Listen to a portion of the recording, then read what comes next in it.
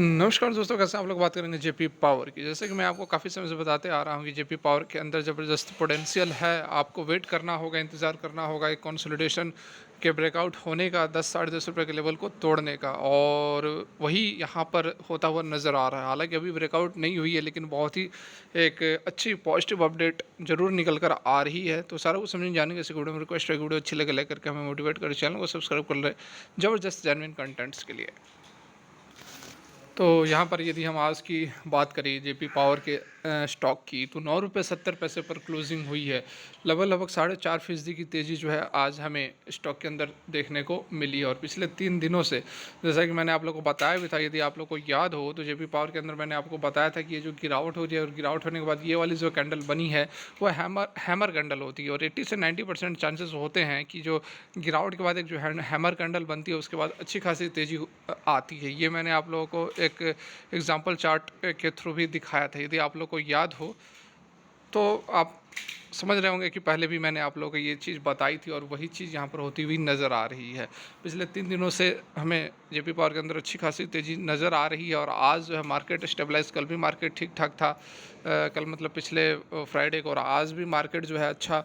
यहाँ पर एक जो टेंशन चल रही थी मिडिल ईस्ट वगैरह की, उसके बाद जो गिरावट हुई थी, उससे अब रिकवर होता हुआ मार्केट हमारा नज़र आ रहा है। और जेपी पावर के अंदर भी हमें उसी तरह की तेज़ी, पहले जिस तरह की तेज़ी बनी थी इस दौरान, उसी तरह की तेज़ी फिर से नज़र आ रही है। हालांकि ये जो रेंज है, ये पूरा का पूरा कंसोलिडेशन का जोन है। और जब तक ये इस लेवल को अराउंड यहाँ पर देख लो आप, 10.5 रुपये के लेवल को, या फिर कह सकते हो कि आप 10 रुपये 70, 10 रुपये 80 पैसे के लेवल को जब तक यह ब्रेकआउट नहीं करता है, तब तक हम ऊपर की और फर्दर मूवमेंट यहाँ पर एक्सपेक्ट नहीं करेंगे। लेकिन जिस तरह से यह तेज़ी दिखा रही है, 20 डेज जीएमए के ऊपर इसने क्लोज किया, जो कि एक पॉजिटिव स्ट्रेंथ है, एक स्ट्रेंथ को दर्शा रही है कि जेपी पावर के अंदर अब जो है खरीदारी फिर से होती हुई नज़र आ रही है।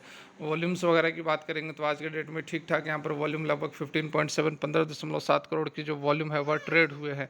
और ट्रेडिंग में से भी अच्छी खासी यहाँ पर जो है वह डिलीवरी में लोग माल उठा रहे हैं। लोग यही एक्सपेक्ट कर रहे हैं कि जो ब्रेकआउट है वो होना चाहिए, क्योंकि काफ़ी समय हो गया है। एक बार देखिए, इसने इस लेवल को इसने टेस्ट करने की कोशिश किया था, लेकिन ब्रेकआउट नहीं हो पाया। और लगभग ये पूरा का पूरा जोन जो है 1.5 से 2 महीने का समय हो चुका है कंसोलिडेट करते हुए।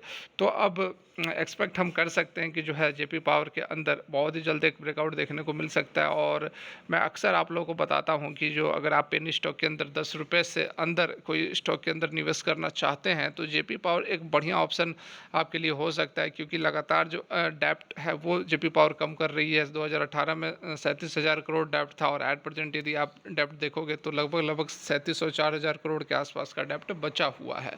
और बाकी ऑपरेशंस भी अच्छे यहाँ पर निकल कर आ रहे हैं। ऑपरेशन से रेवेन्यूज़ वगैरह बढ़िया जनरेट हो रही है। और आप सभी जान रहे हैं कि यह क्या काम करती है। थर्मल पावर जनरेशन का काम करती है। और थर्मल पावर जनरेशन मतलब कि कोल के ऊपर डिपेंडेंसी इसकी काफ़ी ज़्यादा है। उसकी खुद की 2 कोल माइंस भी है। और अभी जो मैं आपको अपडेट दिखाने वाला हूँ, उससे आपको लगेगा कि इस तरह की जो कंपनियाँ, उनका फ्यूचर अभी काफ़ी ब्राइट रहने वाला है।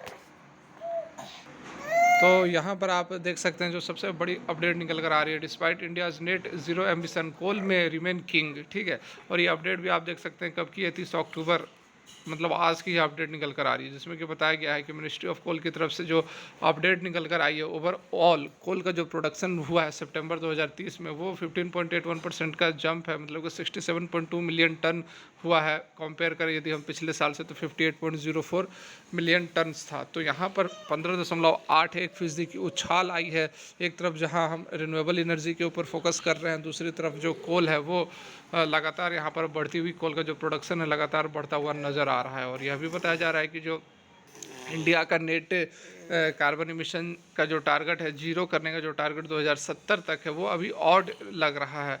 With its continued engagement with the thermal energy specially during the peak summer season की यहाँ पर बात की जा रही है कि लगातार जो डिमांड बढ़ते जा रहे हैं, उसके कारण अभी काफ़ी समस्या हो सकती है इस चीज़ को अचीव करने में।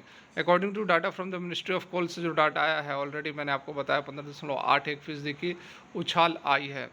ठीक है, उसके साथ में यदि बात की जाए कोल इंडिया लिमिटेड और एनसीएल इंडिया, तो उनके अंदर भी जो है मल्टीपल थर्मल पावर प्लांट्स है in the work to be set up across the country with a complete target of around 2028 तक।